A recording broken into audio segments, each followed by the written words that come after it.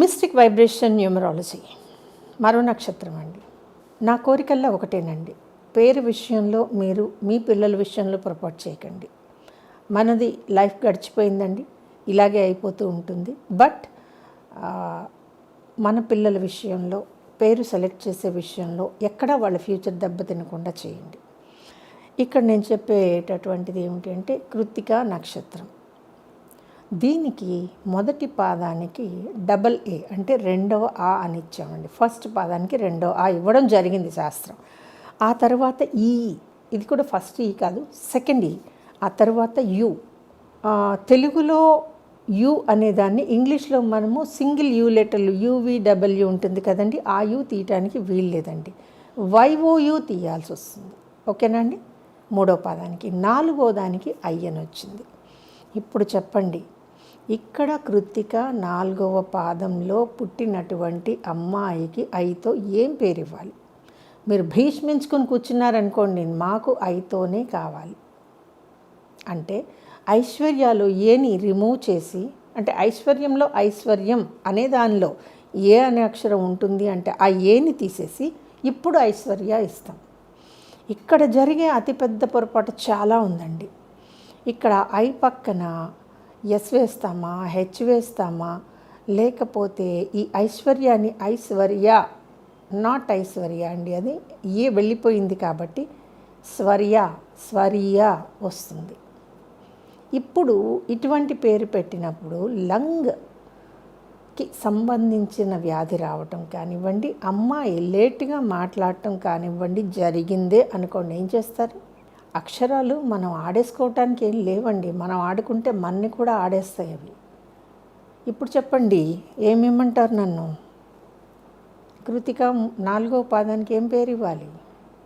ఈ కృతిక నాలుగవ పాదం వచ్చినప్పుడు పొర్రపాటును ఇది ఏ 16లోనూ పడిందే అనుకోండి, ఏం చేద్దాం?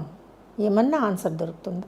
ఇంకొకటండి, ఇక్కడ మరీ మనం చాలా ఇది చేసుకోవాల్సిన విషయం, కృత్తికకి ఆశ్లేష పెట్టకూడదు.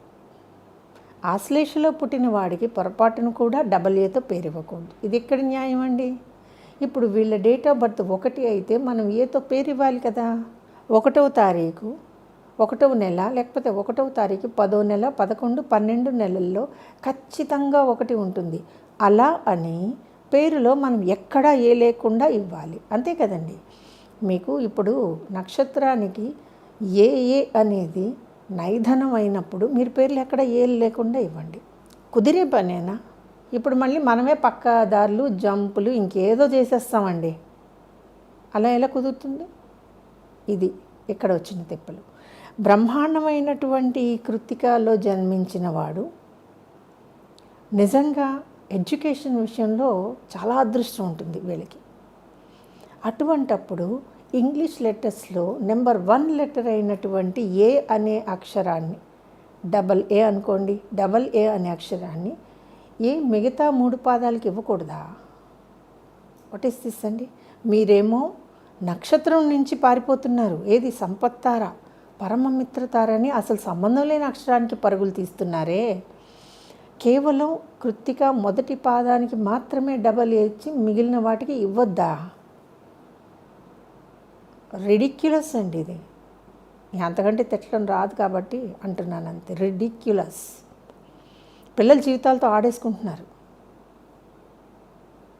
జనరల్గా మనము అయ్యవారి దగ్గరికి వెళ్ళినప్పుడు ఆయన చిన్న పుస్తకం తీసుకుని గబగబా చూసి ఈరోజు పంచాంగంలో చూసేసి ఈ నక్షత్రం పాదం ఈ అక్షరాలతో పేరు పెట్టుకోండి. అయ్యో ఈ అక్షరం బాగాలేదు కదా పూజారి గారు అంటే పర్వాలేదండి, ఆయన మిత్రతారో పరమిత్రతారో ఇచ్చేస్తున్నారు. ఈజ్ దిస్ కరెక్ట్ వే అండి? ఇది సెట్ చేసుకుందామండి. ఒకవేళ పడితే పెడదాం, పడితే నేను పెట్టేస్తాను, నాకేం ప్రాబ్లం లేదు. నాకు పడాలి కదండి. అక్కడ చాలా ఉన్నాయి కదమ్మా. అందుకని కృత్తికలో ఏ ఎంత ఇవ్వడం ఇంపార్టెంటో మరి అలా అంటే ఏకి 7వ స్థానంలో ఏమొస్తుందండి? ABCDEFG కదండి. జీ ఉండకూడదు. మరి ఇంటి పేరు జీతో స్టార్ట్ అయితే ఏం చేస్తారు మీరు? తీసేద్దామా ఇంటి పేరుని?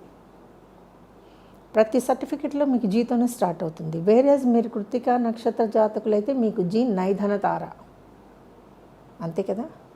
నైధన తారకు సంబంధించిన లెటర్ అండి అది. మరి అలాంటి 26 అక్షరాల్లో కూడా మనకి వెళ్ళిపోతాయి, ఉండవు. 1 నుంచి 5 పెట్టకూడదు, ABCD ఈ పెట్టకూడదు, ఏతో ఉంటే ఈ వద్దు, జీ పెట్టకూడదు, 16 అక్షరం పెట్టద్దు, 26 కానీ 25 కానీ పెట్టద్దు. ఇప్పుడు పెట్టండి పేర్లు. ఇది జరుగుతున్నటువంటి పిల్లల పేర్లలో అక్షరాలతోటి జరుగుతున్న మోసం ఇదేనండి. ఇక్కడ ఎక్కడా కూడా డేట్ ఆఫ్ బర్త్ రావట్లేదు. డేట్ ఆఫ్ బర్త్ ఇంపార్టెన్స్ ఎంతసేపు మీకు నక్షత్రం వరకే వెళ్తున్నారు మీరు, తర్వాత వెళ్ళటం లేదండి. అది కూడా అక్షరం వరకే. ఇన్ని చెప్పిన మనము ఆ నక్షత్రానికి ఆ పేరుకి అర్థం కూడా చెప్పేయాలి. మరి ఈ అర్థంలో కనుక నైధన తార లక్షణం ఎక్కడన్నా వస్తే తీసేయాలి, అంతే కదా. సో కొంచెం ఆలోచించండి, వివేకంతో వివేచనతో ఎనలైజ్ చేసుకోండి. పిల్లలకి ఎటువంటి పేర్లు కావాలి, సో కృత్తికకి ఎటువంటి పేరు ఎవరికి ఎలా ఇవ్వాలి అనేది అంటే పూర్తిగా గమనించండి.